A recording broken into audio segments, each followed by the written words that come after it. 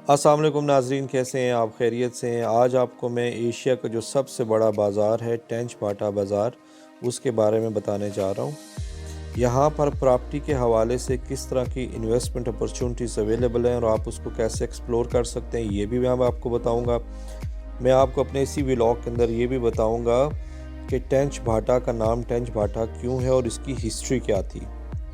तो चलें मैं अपना व्लॉग शुरू करता हूँ। जहाँ से मैं अपना व्लॉग शुरू कर रहा हूँ इसको आखिरी स्टॉप बोलते हैं। इसका नाम इस वजह से था आखिरी स्टॉप कि यहाँ से बस चलती थी जो राजा बाज़ार सदर चुंगी नंबर 22 से होकर यहाँ पे आखिरी स्टॉप पे आके खड़ी होती थी, क्योंकि ये डबल डेकर बस होती थी और इसका ये आखिरी स्टॉप था, तो इसलिए इसको आखिरी बस स्टॉप भी बोलते हैं। तो यहाँ पर जो टेंच बाटा है, मेरी जो वीडियो है, ये गाड़ी आप देख रहे हैं, रात का टाइम है, 3 जनवरी है, 11:15 हो चुके हैं, 6 सेल्सियस का टेम्परेचर है और 2024 की तारीख है। आप यहाँ पर आप अगर नोट करें कि टेंच बाटा के अंदर सिंगल स्टोरी और डबल स्टोरी जो बिल्डिंग्स हैं वो ज़्यादा हैं। तो यहाँ से ये बात समझ आती है, नंबर 1 ये एक तो सिंगल स्टोरी है, नंबर या डबल स्टोरी है, दूसरा ये काफ़ी पुरानी मतलब बनी हुई हैं, ये शॉप्स और ये बिज़नेस सेंटर्स काफ़ी पुराने बने हुए हैं। सो ऐसे इन्वेस्टर्स जिनके पास पैसा हो और वो ये करें कि इन शॉप्स को बाय करें और इनको तोड़ के यहाँ पे बड़े बड़े प्लाजे बनाएं, नए प्लाजे बनाएं, तो उससे एक तो यहाँ पे जो ट्रैफिक का मसला है वो ख़त्म हो जाएगा और दूसरा ये होगा कि वहाँ से अच्छी रेंटल इनकम वो ले सकते हैं और प्रॉपर्टी की जो प्राइस है वो भी काफ़ी अच्छी बढ़ जाएगी। वो जो टावर बनाएंगे उसमें शॉप्स बेच सकते हैं और ये अपने पास भी रखें तो अच्छी रेंटल ले सकते हैं। तो ये क्योंकि बहुत बड़ा बाज़ार है, इसके अंदर लोगों को चाहिए कि जो इन्वेस्टर्स हैं वो अपना सर्वे करें और यहाँ इस तरह की अपॉर्चुनिटी, बिज़नेस अपॉर्चुनिटी को अवेल कर सकते हैं वो। अच्छा, ये जो टेंच बाज़ार है इसके अंदर जो मशहूर स्टॉप्स हैं, आखिरी स्टॉप है कसाई चौक है, लंडा बाज़ार है, या डिस्पेंसरी ग्राउंड है और चुंगी नंबर 22 है।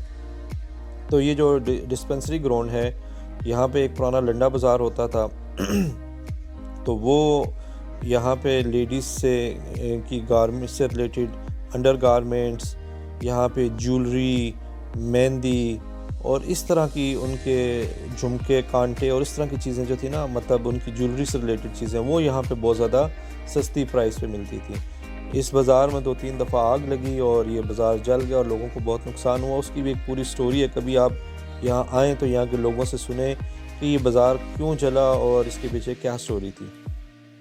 एनीवेज़, कसाई चौक का मैं बताना आपको भूल गया। लंडा, ये जो डिस्पेंसरी ग्राउंड है, इससे पहले जब आखिरी स्टॉप सब चलते हैं तो जो सेकंड स्टॉप है वो आता है कसाई चौक।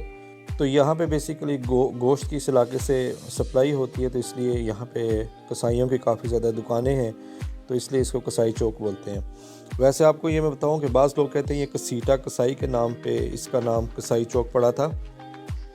तो आज से तक 1960 के लगभग राउंड अबाउट ये होता था कि एक इस इलाके में, टेंच आदड़ा के इलाके में लोग जो थे, एक कसीटा कसाई होता था, वो सर के ऊपर गोश्त रख के ना यहाँ महलों पे घुमा करता था और वो लोगों को सेल किया करता था।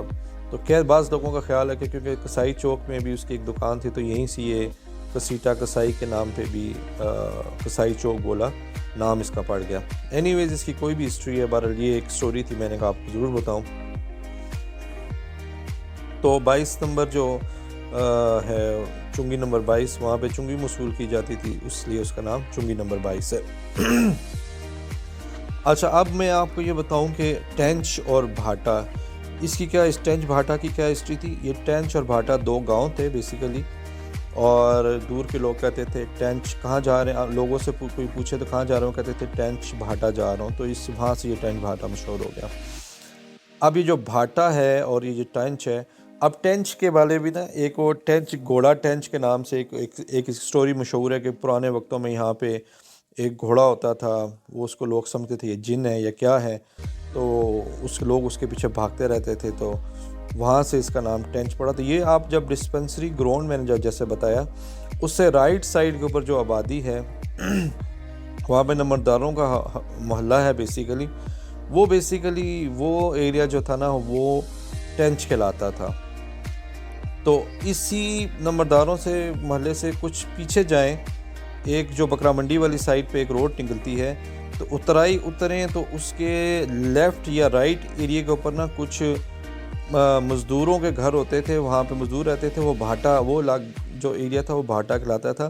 तो बहरहाल ये टेंच भाटा की ये भी एक पुरानी हिस्ट्री है, तो इस वजह से ये पड़ गया।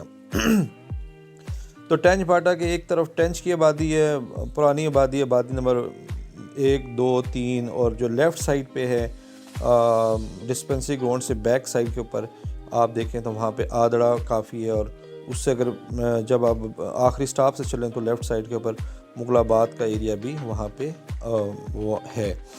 तो ये आदड़ा, टेंच, ये पुराने इलाके हैं, और पुराने इलाकों की वजह से ये बाज़ार भी पुराना था। यहाँ पे चंद गिनी चुनी जो थी, कहते हैं दुकानें हुआ करती थी। ये नहीं कि ये शुरू से ही बहुत बड़ा एशिया का सबसे बड़ा बाज़ार था, कुछ दुकानें थी, और फिर आहिस्ता आहिस्ता ये बढ़ते ये अब माशाल्लाह एशिया का सबसे बड़ा बाज़ार हो गया।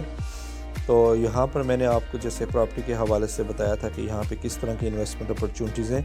पुराना एरिया है, पुरानी मार्केट्स हैं, कोई इन्वेस्टर यहाँ का सर्वे करके कोई प्लाजा ख़रीद सकता है, या कोई शॉप्स ख़रीद के इसको तोड़ के नया बनाए, तो वहाँ पे वो फिर उससे एक होगा, एक तो इस टेंच के बाज़ार की खूबसूरती में इजाफा होगा, ट्रैफिक के मसाइल ख़त्म होंगे, और उसका दूसरा ये फ़ायदा होगा कि वो वहाँ से अच्छी रेंटल इनकम ले सकता है, या उन शॉप्स को बना कर बेचे तो वहाँ से भी प्रॉफिट कमा सकता है। दुआ में याद रखिएगा। अल्लाह आपका मेरा हामी नासिर है। अस्सलाम वालेकुम।